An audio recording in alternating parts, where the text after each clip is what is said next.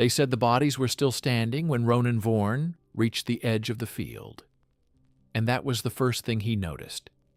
Not the silence, not the smell, but the shapes scattered across the open land figures, frozen in place between the tall, dead grass, unmoving, yet not fallen.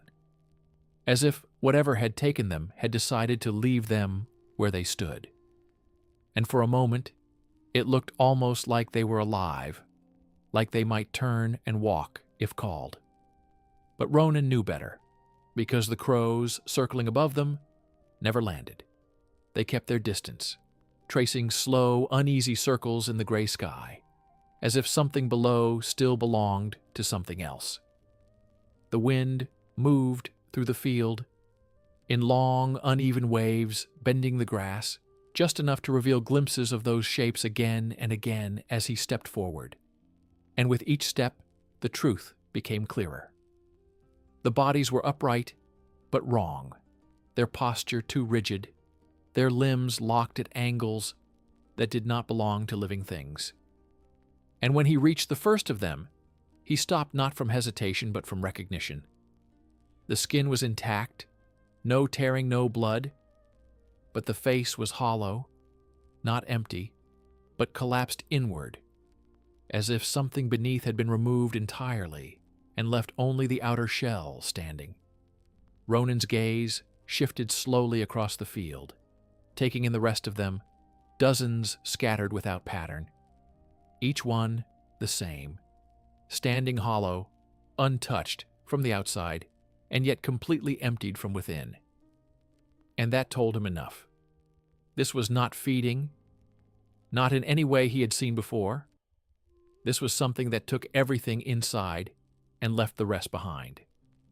And that made it worse, because it meant whatever had done this did not need flesh, not the way beasts did.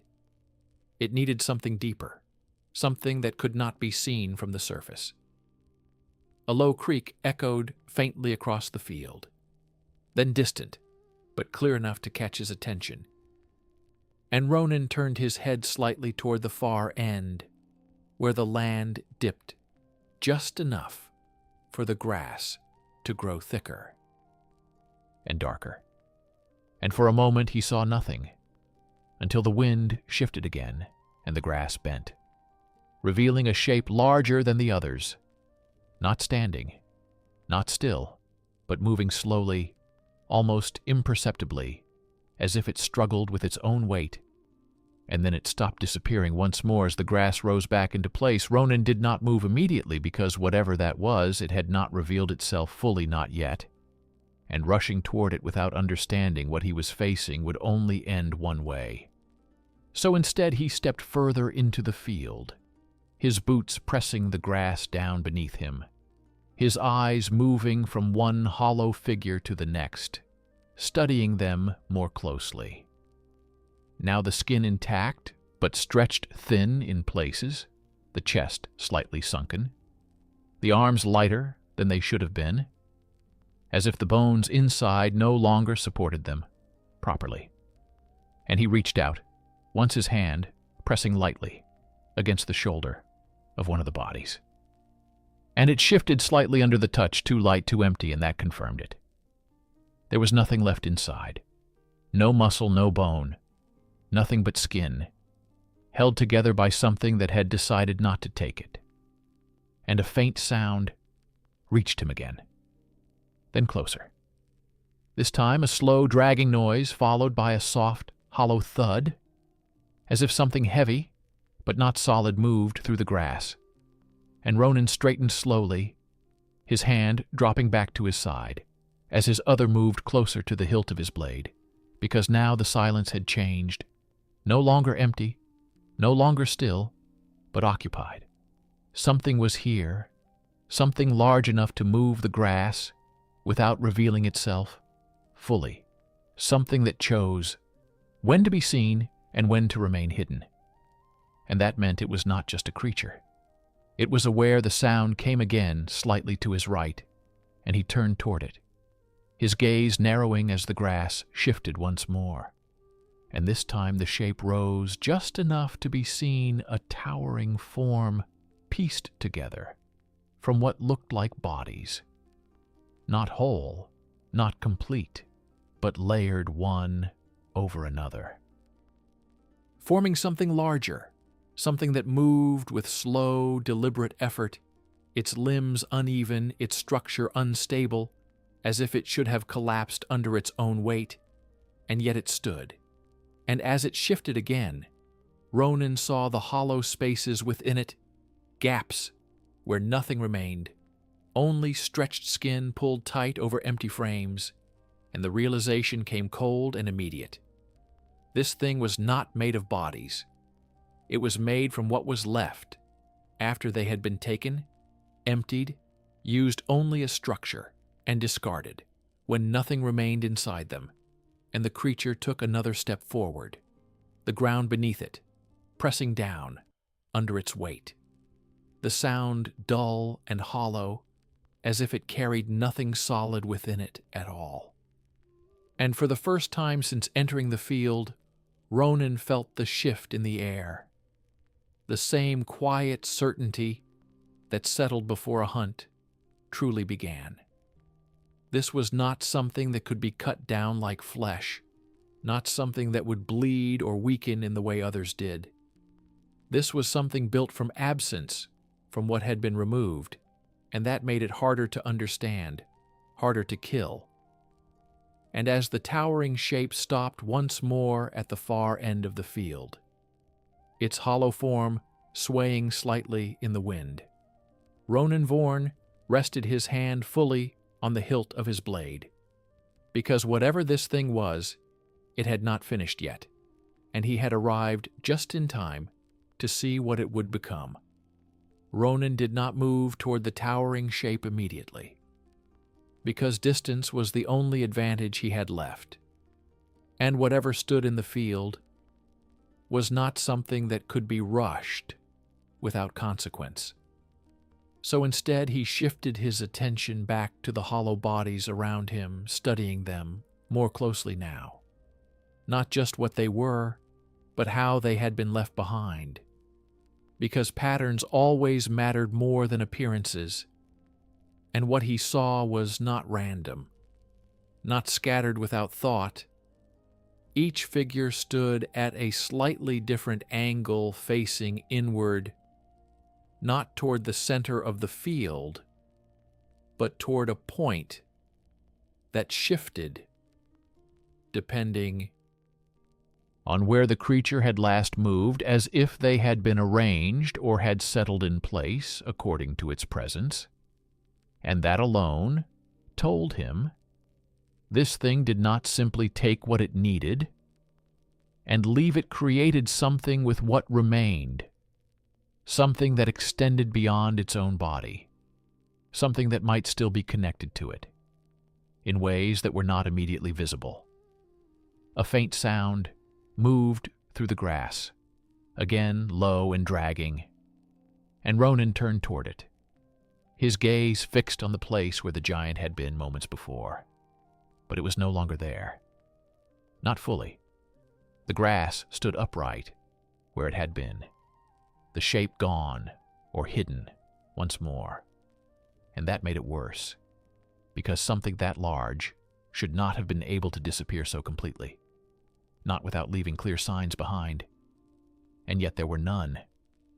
Only the wind moving through the field, and the hollow figures standing silent around him, as if watching, as if waiting.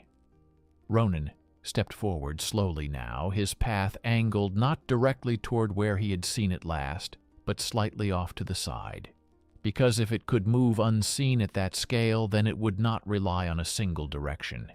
It would circle, it would reposition, and he had no intention of letting it choose where the next encounter would happen. The ground beneath his boots felt different here, softer, but not with moisture, not like marsh or decay, but with something lighter, as if the soil itself had been disturbed repeatedly from below. And that thought settled quickly, because if this thing could move through the field without being seen, then it was not bound to the surface. Not entirely. Another body stood in his path closer than the others, its posture more unstable, its head tilted slightly, as if it had been turned after it had been emptied, and Ronan stopped beside it, his hand lifting once more to press against it.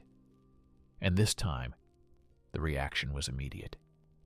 The body swayed more than before, almost collapsing, before settling again, and from within, it came a faint sound, not breath, not movement, but something hollow, shifting against itself.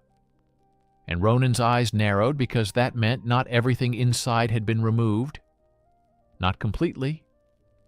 There were remnants, pieces left behind, not enough to give it weight, but enough to make it unstable enough to respond when touched, and that raised a question the others had not done, that not like this. And that meant this one was newer, more recently taken or less thoroughly emptied. And if that was true, then the creature was still feeding, still building, still unfinished. A low creak echoed again, then louder, this time closer.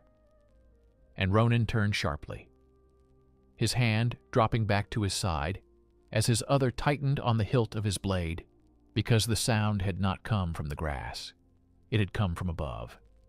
And for a brief moment, he saw it, the towering shape rising from within the field itself, not stepping forward, not emerging from the edge, but lifting up from beneath the ground, as if it had been lying there, hidden within the hollow bodies. The structure of it shifting as it rose, the outer layers of skin stretching over empty frames that moved and adjusted to support its height. And the sight of it was worse now, clearer now that it was closer. The bodies that formed it were not whole. They were broken in places, bent to fit into a larger shape, limbs twisted into unnatural positions to serve as support, the hollow torsos stacked and layered to create something that resembled a chest, and within it all those empty spaces where nothing remained, where whatever had been taken had left only absence behind. The creature did not rush. It did not lunge. It simply stood taller than before, its form swaying slightly as it adjusted to the surface, the ground beneath it sinking just enough to hold its weight. And Ronan held his ground, his gaze fixed on it, as it turned slowly, not with speed, not with precision, but with the slow, deliberate motion of something that did not need, either because its size alone was enough to control the space around it. And as it faced him fully, for the first time he saw the center of it, not a head, not in any way that resembled one, but a hollow space where several bodies had been pulled together, forming a crude shape that might once have held something important, and now held nothing at all. And yet that emptiness felt wrong, not like absence, but like a space meant to be filled, a space that drew everything toward it. And as the creature shifted again, one of its massive limbs moved forward, the motion slow but heavy, the ground pressing down beneath it with a dull, hollow sound as it took a single step toward him. And the bodies that formed it creaked and shifted with the movement, not collapsing, not breaking, but adjusting, as if held together by something unseen, something that kept them from falling apart, despite the lack of anything inside them. And Ronan exhaled slowly, because now he understood this thing did not simply take life. It removed it entirely, and used what remained as structure, as extension, as a way to move through the world without ever needing to be whole itself. And that made it something different from anything he had faced before, something that could not be killed by cutting flesh or breaking bone, because it did not rely on either in the same way. And as the giant took another step closer, the field around them, seemed to sink slightly, the hollow bodies shifting almost imperceptibly, as if responding to its movement, as if they were still part of it, even now. And Ronan Vaughan knew that whatever held this thing together, whatever filled that empty space at its center, was what he would have to find and destroy. Because everything else was nothing more than what it had already taken and discarded. And striking at it would change nothing at all. The giant did not accelerate as it approached, and that made it worse, because speed could be read and answered. But something that moved with slow certainty forced every moment to stretch longer than it should. Ronan held his ground for a heartbeat more, watching the way the bodies along its frame shifted with each step, not randomly, not loosely, but with a controlled adjustment, as if something inside the structure guided how the empty shells aligned and bore weight. And then he moved not straight at it, but along its flank, forcing it to turn, forcing it to commit to a direction. And the creature followed with a delay, just long enough to reveal the strain in its movement, a subtle lag between the outer limbs and the central mass. And that was the first true weakness he had seen. Not in the surface, but in the timing.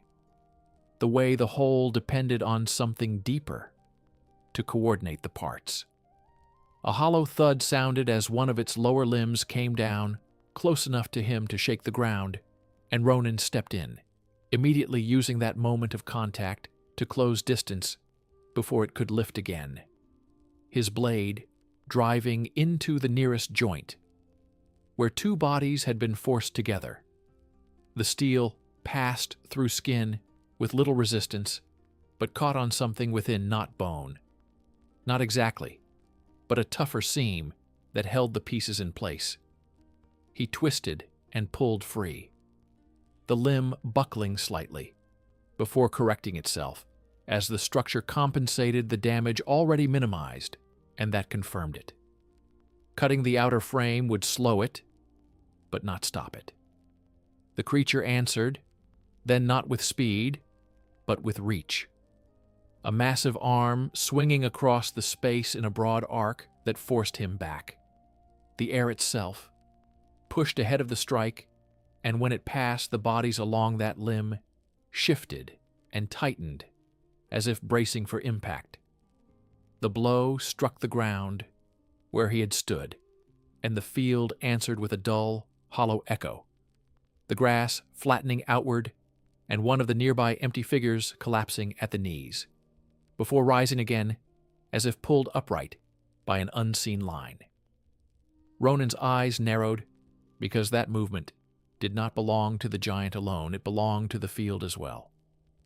The hollow shells were not just remains, they were connected to it, in some way, responding to its motion even when separated, and that meant the creature's reach extended beyond its immediate form. He changed direction again, cutting toward its rear where the layering was less dense, the bodies thinner, more uneven, and the giant turned slower. This time, the delay more visible as it tried to bring its weight around to face him, and Ronan used it, stepping closer and driving his blade upward into the lower section of its torso, aiming for the cavity he had seen before. The steel sank in, deep passing through empty space before striking the inner side of another shell. And for a moment he felt nothing. No resistance, no vital point. And then the giant reacted not to the wound, but to the intrusion. Its entire frame tightening the bodies along its surface, pulling inward as if to close around the blade, and he ripped it free instantly, stepping back as the hollow space shifted, closing just enough to deny him a clear path inward. The creature leaned down, then its central mass lowering not to strike but to bring that empty cavity closer to him. And a sound came from it. Not a voice, not breath, but a deep low pull like wind drawn into a hollow chamber, and the grass around him bent toward it, the nearby empty bodies tilting slightly, as if pulled by the same force, and Ronan felt it.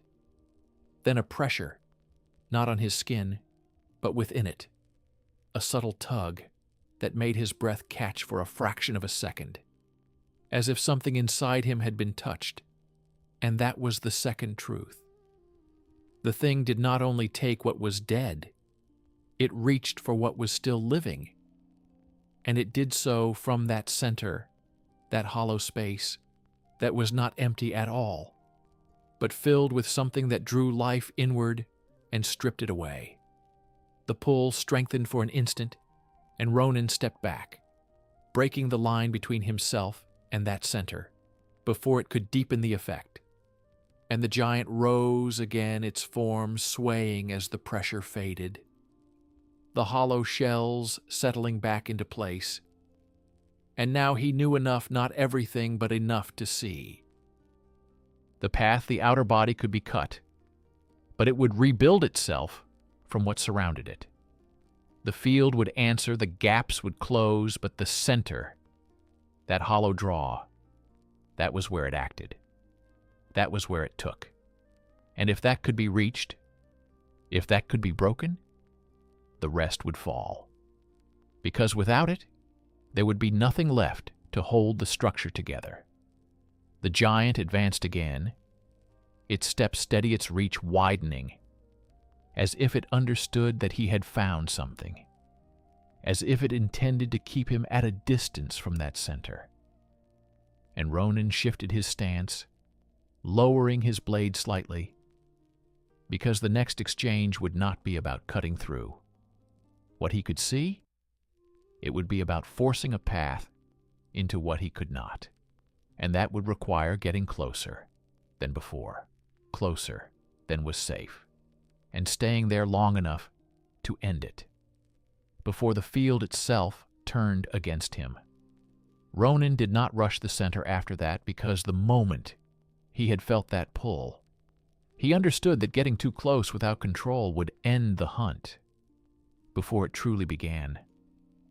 And the giant seemed to understand it as well, its movements changing subtly, its steps placed wider, its limbs angling in ways that kept its hollow core turned slightly away from him, as if guarding it, without needing to think about it. And that alone confirmed it. The thing was not empty. It was built around something that mattered, something that guided it. Even if the outer structure appeared mindless, he shifted his position again, circling wider this time, forcing it to rotate further, forcing more of its frame to move with each step. And the delay he had noticed before grew clearer. The outer limbs reacting a fraction slower than the center, as if the signal that moved them had to travel outward through the hollow mass.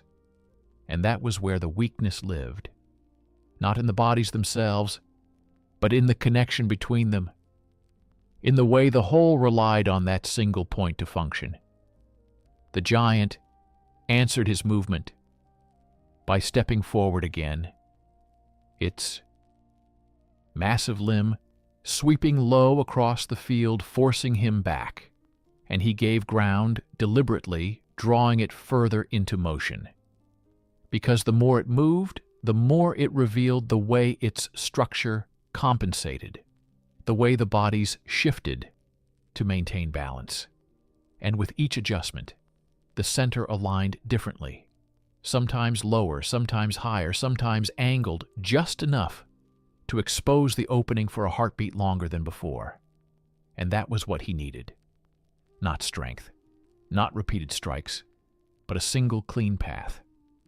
The wind moved across the field again, carrying the faint sound of those hollow shells shifting around them. And Ronan's gaze flicked briefly to one of the standing figures nearby, as it tilted ever so slightly toward the giant, its empty chest facing the same direction as the core. And that confirmed the last piece of it. The field was not separate from the creature.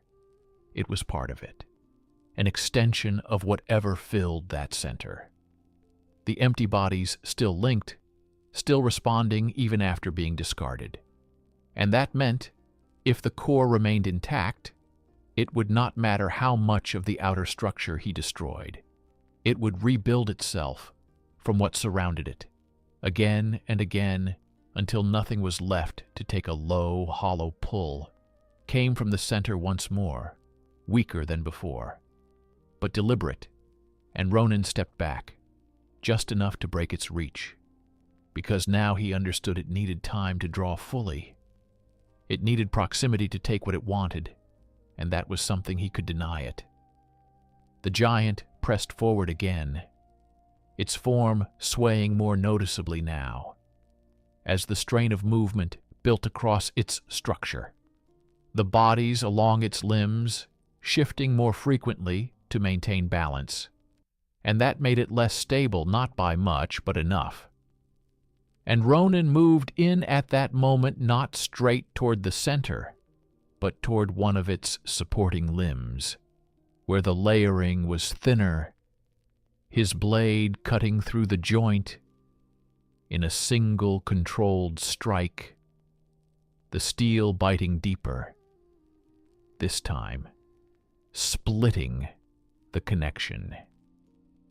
Between two shells, and the limb dropped lower than before, not collapsing, but dragging slightly, as the structure compensated, and the giant reacted by shifting more weight to the opposite side, its movement slower, now less controlled, and that was the opening he had been building toward. Not a direct path, but a moment where the whole strained to hold itself together, where the center would be forced into alignment to correct the imbalance he stepped in, then closing the distance as the giant adjusted its stance, its hollow core dipping slightly forward as the mass redistributed, and for a fraction of a second, the opening was clear, not wide, not exposed, but enough a straight line into the center that had not been there before. And Ronan Raven knew that was it, the only moment he would get, before the structure corrected itself and closed again. And he did not hesitate, his grip tightening on the hilt of his blade as he shifted his weight forward, committing fully because anything less would fail. Anything less would leave the core intact, and this thing would rise again stronger than before. And as the giant began to recover its balance, he moved into that opening with everything he had left, because there would be no second chance, not against something that could rebuild itself from the emptiness it created. Ronan stepped into the opening without hesitation, because he knew it would close in a heartbeat, and anything less than full commitment would leave the core untouched, and the giant would rebuild itself again. So he drove forward through the shifting outer frame, the hollow bodies brushing against him as they adjusted, trying to close the gap, and his blade came up in a single precise motion aimed directly into the center, not at the surface, not at the shells, but into the space that pulled everything inward. And for a brief instant, there was no resistance at all, the steel passing through emptiness as if there was nothing there. And then it struck something not solid, not like bone or flesh, but something that resisted in a different way, something that pushed back against the blade from within, and Ronan forced it deeper, twisting, hard, driving through that resistance before the opening could close, and the reaction was immediate. The entire structure convulsed, not with a single motion but in waves, the outer bodies jerking out of alignment, the limbs losing coordination, as the connection that held them together faltered, the hollow pull from the center, breaking into a sharp, uneven collapse that echoed through the field, like air rushing out of something that had been sealed too tightly. And Ronan did not pull back. He stepped closer, forcing the blade deeper, still ignoring the shifting mass around him, as the shells pressed inward, trying to close over the wound. Because if he let go now, it would not end. It would reform. It would draw again, and everything he had seen here would begin anew. So he held it there and twisted again. And this time, whatever lay at the center gave not gradually, not partially, but all at once. The pull vanished completely, the pressure in the air collapsing as if it had never been there, and the giant staggered its entire frame, losing cohesion. In an instant, the limbs that had moved with slow certainty, now failing to align the bodies that formed its structure, slipping out of place, no longer held together by anything that mattered. And Ronan wrenched the blade free, stepping back as the towering form began to fall not in a single motion, but in sections, each part losing its support at a different moment, the upper mass collapsing first, then the limbs buckling beneath it, until the entire structure gave way and crashed down into the field with a dull, hollow impact that sent the grass flattening outward in every direction. And for a moment, it still moved small shifts running through the scattered shells, as if something remained, trying to pull them back together. But there was nothing left to bind them. No center, no force, no presence, and one by one, those movements stopped until only stillness remained. The hollow bodies that had once formed something larger, now lying broken and separate across the field. And the silence that followed was different from before. Not heavy, not waiting, just empty, the way it should have been. From the beginning, Ronan stood there for a few seconds longer, his breathing steady. Despite the strain, his gaze fixed on the place where the core had been, because he needed to be certain, needed to see that it would not return. And as he watched, the ground where he had struck showed nothing. No mark, no trace of what had held the creature together. Only disturbed earth and the scattered remains of what it had used. And that told him enough. Whatever it had been. It was gone, not hidden, not waiting, but ended completely. And slowly, he lowered his blade, turning away from the remains, as the wind moved through the field once more, the grass rising again where it had been pressed down, the hollow figures that still stood shifting slightly, before settling into stillness, no longer responding to anything, no longer part of something larger. And Ronan walked through them, without stopping his path, leading him back toward the edge of the field, where the trees began again. The air different, there lighter, without the weight that had filled the open land before. And he did not look back, because there was nothing left to see, nothing left to hunt here. The thing that had taken everything from those it touched had been reduced to nothing itself. And as he stepped into the forest once more, the sounds of the world returned, slowly. The wind through the branches, the distant call of birds that had kept their distance before. And somewhere behind him, a single crow finally landed among the fallen remains, picking at what little was left. And Ronan Vorn did not stop, because he knew better than to believe this was the last of its kind. Things like this did not come from nowhere. They were made, shaped by something deeper, something that had not yet been found. And sooner or later, he would follow that trail to its source, or it would find him first. And when it did, there would be no hollow field, no scattered remains, only something far worse, waiting to see if even he could end it the same way.